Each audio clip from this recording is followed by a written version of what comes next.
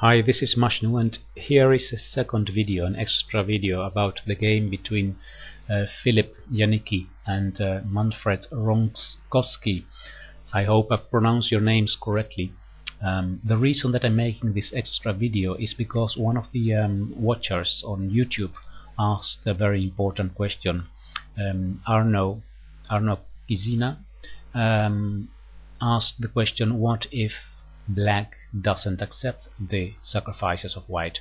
So these two pawn sacrifices and the piece sacrifice on h6. And you are correct, Arno, I should have paid some attention to that, so that's what I'm doing now, to make the analysis as complete as possible. So this is the position where it all happened. Here the move queen to h5 was played, and black took on c4, rook takes c4. So the question is, what if black doesn't take on c4?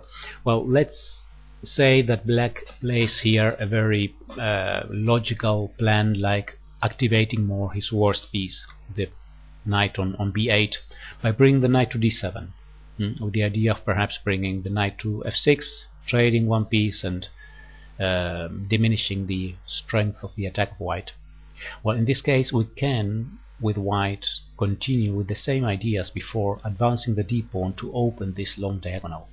So here d5 is a good move, and it looks as if the threat is to advance this pawn to d6, forking the bishop and the rook, but it's a bit tricky, because that's not really a concrete threat. If we advance the pawn to d6, then black has a rook to c5, attacking the queen. If the queen moves, then the bishop is saved. The bishop can move, for example, to d8. Let's say, for example, that black plays here first queen to b7. Queen to b7, pinning this pawn. Well, we need to move away from the pin first with white, so king to g1. And then black continues with the rook to c8. So now the two rooks are doubled on the c file. That looks like a strong thing to do. And here, if we play d6 right now, then what will happen is that a rook goes to c5. So we have to move away the queen, and then the bishop can go either to d8 or f8. f8 perhaps a bit better defending g7. So that means that d6 doesn't win the piece, but white must prepare the move d6, and we can prepare it with a beautiful continuation, and that is the move bishop takes g7. The idea of bishop takes g7 is that if black takes the bishop, and it's actually almost forced to take it, because otherwise simply the bishop will move away and we will have opened this defense of black.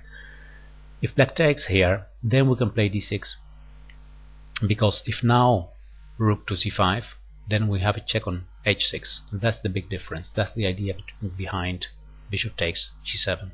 So now if the king moves away, now we can take on e7. We have regained the sacrificed piece, and we have a wonderful position here. The direct threat here is rook takes d7. After queen takes d7, knight f6 check. Doesn't only fork the queen and the king, but also gives a checkmate with queen takes h7 after that. So this is a wonderful position for white, perhaps a forced one position already. Well, this is just an example. This is not a complete forced variation, because black doesn't need to play knight to d7 and etc, etc. But what I want to show is where the attacking chances are for white. Actually, not accepting the sacrifice on c4 doesn't diminish the attacking chances for white. So let's continue to have a look at the second sacrifice. So here this one was taken, then d5 was played. And the second question is, what if black doesn't accept this one?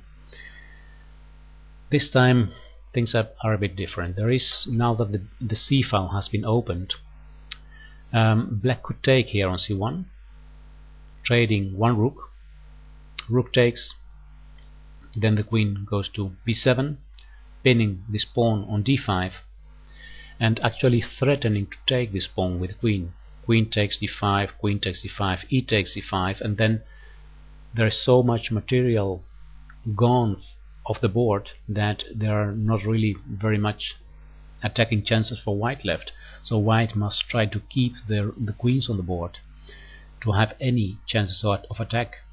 So here we need to perhaps defend this pawn with rook to d1, and now black can take, e takes, d5, and so let's say with a delay black accepts this pawn sacrifice, and this time the situation is different, since the attack of white is less strong than it was.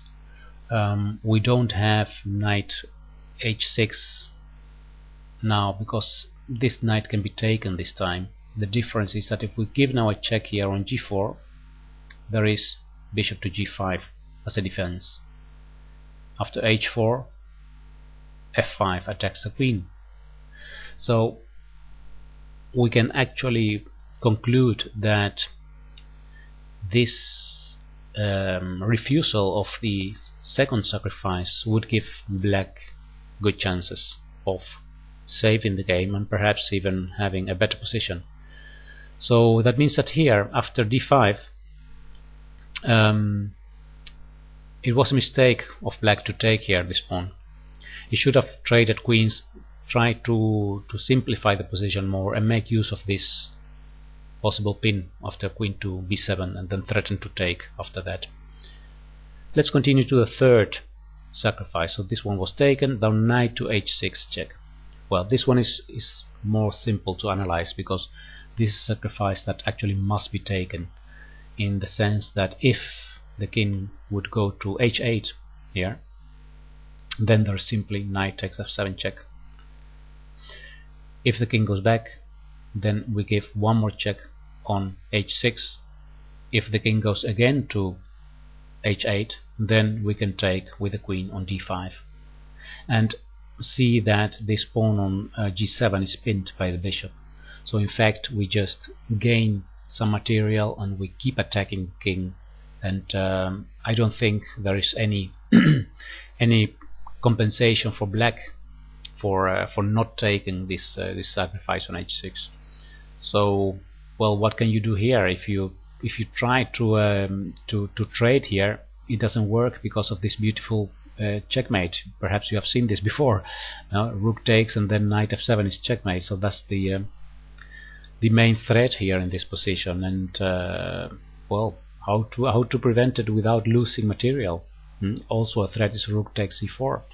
So white has a winning position here, I think. So these are the consequences of not accepting the sacrifice.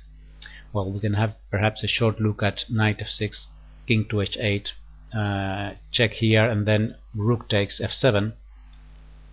But well, then after queen takes f7, there is not much left for black.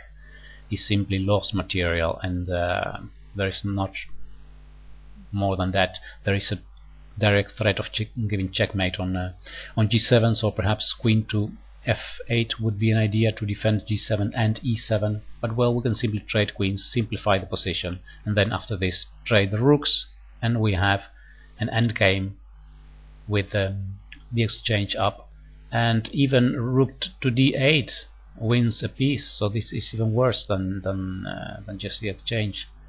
Okay, I'll leave it to here, because this is the important analysis about what happens if black doesn't accept these three sacrifices. So we see that in the second sacrifice it would have been wise for black not to take the pawn, but to trade first the rooks on c1, open the c file, and diminish the power of attack of white. I'm sorry.